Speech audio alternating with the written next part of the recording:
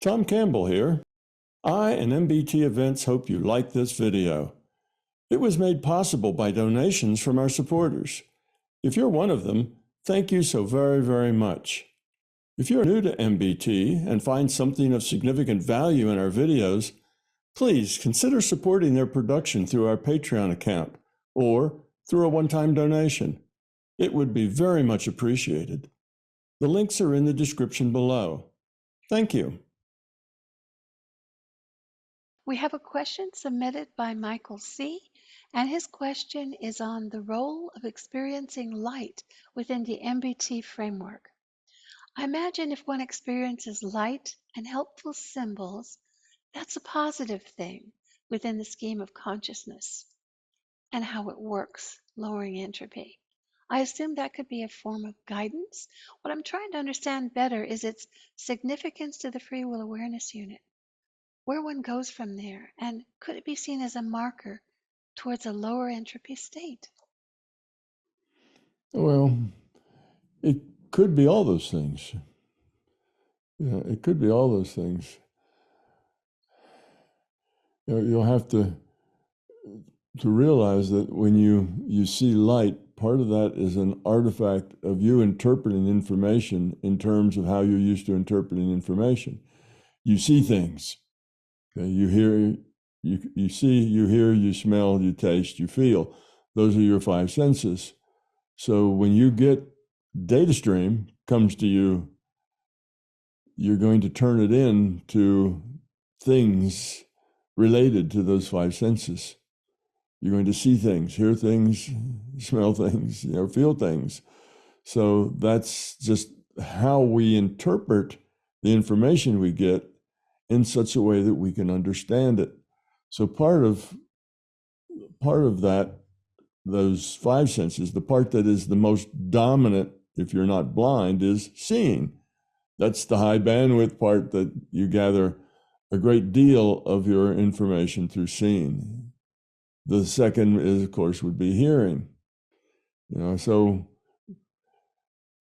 the seeing being the dominant sense, then when we are in altered states and we get a data stream about that altered state and that reality system, we tend to convert it into sight, things we see. Of course, we don't have eyes. We're not really seeing things. We're getting information, but we're interpreting them in terms of our sense data, and we do it mostly in terms of our vision, and then secondly in terms of our hearing. And only rarely do we have, smell and taste. We sometimes, I guess, next would be touch, and then smell or taste would be on the probably the end of it, and probably taste would be the very last one. Smell maybe comes. You may have some things where you would get a smell, but it tends to be our natural way of trying to produce some kind of a tangible, concrete thing out of the data that we get. And we're only good at that if the data that we get describes a physical reality like the one we grew up in, because then we've got all this time we spent growing up figuring out the difference between a car and an apple and your mom and your house and somebody else's house. And we spend all these years trying to figure out what all this stuff means.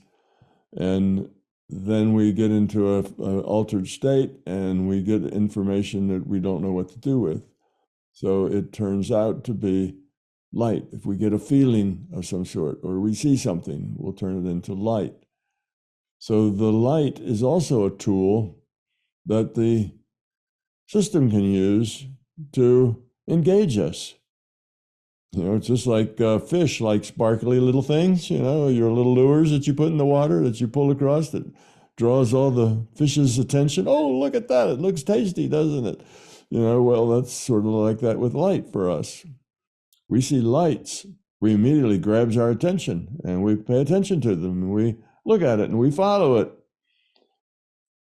And we wonder what it could mean and we try to come up with meanings for it. So it's a way of engaging us with lights. Yes, because you can't engage anybody with dark. dark is not really a thing. Dark is the absence of light. So if you said, well, you're in a black space and not a black space and nothing's there, so I'm going to attract your attention, but this black thing, I'm going to move through the space. That won't work. You can't give me black things in a black space. I won't see them. What I'll see is light against a darker space. So it's a tool that the system can use to communicate with you. Oh, look at that little light. I wonder what that's all about. Where did that come from? Well, go investigate. Become one with the light. Talk to the light. Hey, light, why are you here? Get engaged, get connected with it, would be mostly my advice with that. It's an artifact that says there's something sharing your reality right now, and that something you're interpreting as this light. So try to see, well, what is it? Maybe you just don't have any other interpretation for it. Something that you're not used to, something that's not in your world. Well, then light would be one way to do that. So light is just a natural, yes, communicator, connection. The system uses it to get our attention, to help us focus. Sometimes if you're not holding a altered state very well, you're not really that good a meditator and your mind is floating around, the system might draw you a nice little circle of light. Now, you're like this, you're looking at that. What's that circle? What's that mean? You see, so it grabs your focus. Now, all those things that were your mind was wandering, wow, you let go of them, you're coming right back.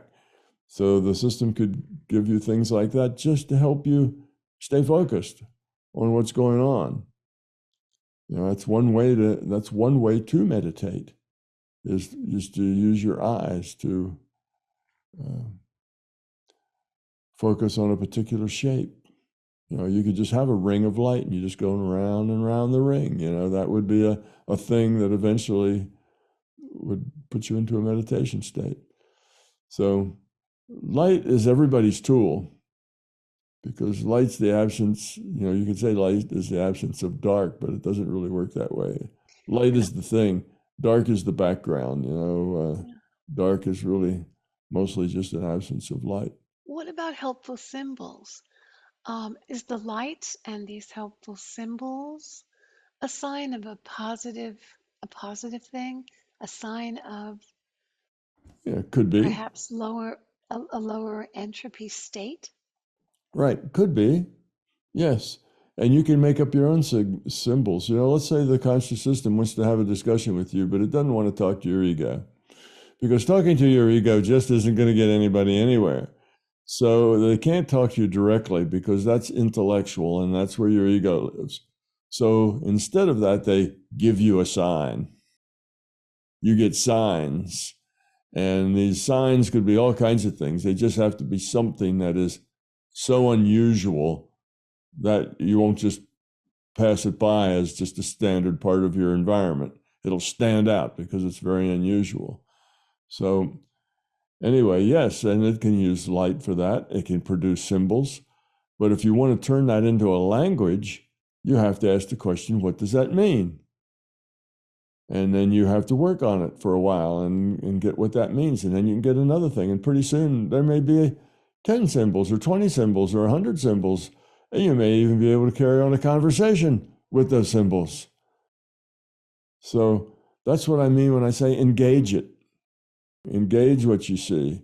Don't just look at it and be like you're watching TV, and you're kind of isolated from it and it's over there and you're over here and you don't mix with it. Engage it, mix with it, see where it can take you and what it might be. Now, if you told me that you were in a good mood, you were feeling confident, you were reasonably happy, feeling positive, and you saw this light, and I'd say, well, that's probably a good symbol. It's probably a symbol or a meaning that everything's good, because that's the way you're feeling. If you told me that, no, I was scared to death, I'm in this dark space in another reality system and I'm terrified. And then suddenly I see light starting to come under the door. All right. And it scares you. Well, I'd say that's probably a fear test going on there. That light's probably part of a fear test. So it just depends on where your mind is, what you're doing, what you make of it, what the symbol means has a lot to do with you. It's not just that everything is external to you is different than you. A lot of what you see in non-physical spaces is a reflection of your own mind and your own feelings and your own level of fear or your own level of love. So the best thing to do is connect with it in some way. Don't just watch it. Don't just sit there as the voyeur, just watching whatever comes by, but you're separate from it and not really engaged in it. Engage. You can engage slowly. If you're, when you make friends, you just don't run up and grab somebody and say, "Hey, be my friend." You usually get to know each other gracefully and slowly. Well, yeah, you can connect with it slowly and see what you could do and what is it and how does it work. It might be a meditation aid. It might be a symbol, part of a language. It might just be there to get you asking questions of what is it and where did it come from and why that symbol and why now and why me and what do I have to do with all of this? And if you don't get an answer, don't just stop and say, "Well, I asked a question, didn't get an answer, so I walked off." Work a while on that engagement. Engaging it means you have to spend some time, try different ways of engaging it. Maybe you can taste it. What does that light taste like? I don't know. Just work with it. And if you run out of ideas, then wait for a while and say, "Well, what else could I think of? How else could I engage that thing?" And just by thinking, how else could you engage it? You're liable to create some other kind of thing happening. So the point is engage. Don't just look, wonder, and leave. So these things can be positive or negative depending on just how you look at it and how you Yes. engage with it. Yes. If you're fearful, you'd say, "Well, look at that. It's a pretty ring. Maybe I should go pick it up and put it on my finger and engage with it." But if you're a fearful person, then that will have a terrible result. If you're a confident, happy person, then that'll have a wonderful result. Because once you're out of this physical reality, you can manifest things very easily. Mm-hmm. And who you are and what you are tends to manifest right in front of you and looks very solid. So if you're very fearful, you'll see very fearful things. You'll run into scary things. If you're very confident and happy and positive, mostly everything you see will be happy and confident and positive too, because you tend to manifest. You can manifest things too here in this reality, but it takes a lot of work and effort. There, all you have to do is have a coherent mind with a coherent thought, and bingo, there it is. You're there. You can teleport there, or you can be there, or you say, "Wow, I'd like to taste a cherry vanilla ice cream cone." And you just put out your hand and there's a cherry vanilla ice cream cone just sitting right there in your hand. And I will tell you for sure that it will be the best ice cream you have ever tasted in your life. When you lick that cone, it's going to be so good because you can manifest. Of course, in case maybe you're a scary person, then it's not so good. And oh no, my ice cream cone's poisonous, you see. That would be a fearful person, would end up with a poisonous ice cream cone. So we co-create our reality with the LCS. We do. We do. And it's easier to do that in what we call non-physical space. In the physical space, we got all these rules. We got physics and chemistry and biology that say things have to abide by these rules. When you're out of that kind of a space, and the rules that governs you is very, very loose, you can create all sorts of things and very easily. It is a space where you can be a creator and you can manifest things just by giving them a little thought. But now you have to have enough discipline in your mind. You know, if you think about your cherry vanilla ice cream cone, but you can only hold that thought for 10 seconds before that thought just dissipates, then your vanilla ice cream cone will dissipate too. So if you have a disciplined mind that can create things and hold them there, you can create all kinds of things, your own little wonderland, you know, to explore if you want, if you have that kind of discipline for your mind to hold on to things that you think. But it's a good exercise in any case, and it'll help you understand what consciousness is and what virtual realities are and the things that you can do and not do, and play with it, have fun. You created Tom's Park with your very disciplined and structured process to facilitate that kind of imagination, develop intuition, and uh, and assist with that process. Is that right? Yeah. Well, you see, we use words like imagination, and then when everybody hears imagination, they say, "Oh, yeah, but that's not real." You see, the thing that's real is information. Now, if you create a cherry vanilla ice cream cone out of information, which means you probably can't create one if you've never tasted one. So you create it out of information. And you say, well, that's just my imagination. I imagine that. That's information. You had to gather together the information to know what it looked like, what it tastes like, and you're manifesting that information there. There's nothing more real than information. You know, we talk about it's just our imagination, like that's fake stuff. Information is what's real. Information is what's real. So our virtual reality, you know, the concrete that we drive our cars on, that's just information. It's a virtual reality.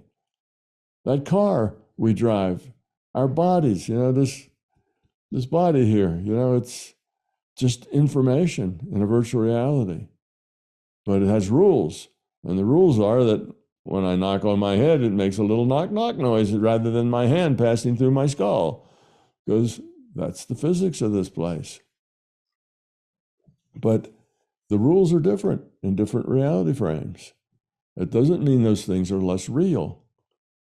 This just happens to be our reality frame we call the physical universe, and it's got a bunch of rules in it. Rules, that's what scientists do. They dig out the rules, try to find out what are the rules of this place. Well, it's physics, chemistry, biology show us the rules. So that's the way it is here. It's not necessarily like that everywhere. There are other places in our dreams. We can do all kinds of things in our dreams we can't do here. You see, so information is real. Was that a real cherry vanilla ice cream? Absolutely. And its flavor was just magnificent. And did you enjoy it? Absolutely. And will you remember it 5 years later? Will you remember the taste of that ice cream? Absolutely. Is it part of your memory base? Absolutely. The things you do like that, do they part of your evolution, help you evolve or de-evolve? Absolutely. So what's the difference really between that ice cream cone that I create there and one that I buy here at a local store? You'd say, well, one is fake, you made it up, and the other one's real. No, you just don't understand the nature of reality. That's bias. You're a very prejudiced person, and your prejudice about this being a physical reality, being the only kind of real reality there is, and it's not like that. That ice cream cone was just as real in either of those two realities. Just as real, just as important. I could have grown or not grown because of my choices I made in either one. Well, thank you, Tom. And Michael, I hope that expanded a bit on your question. Thanks very much.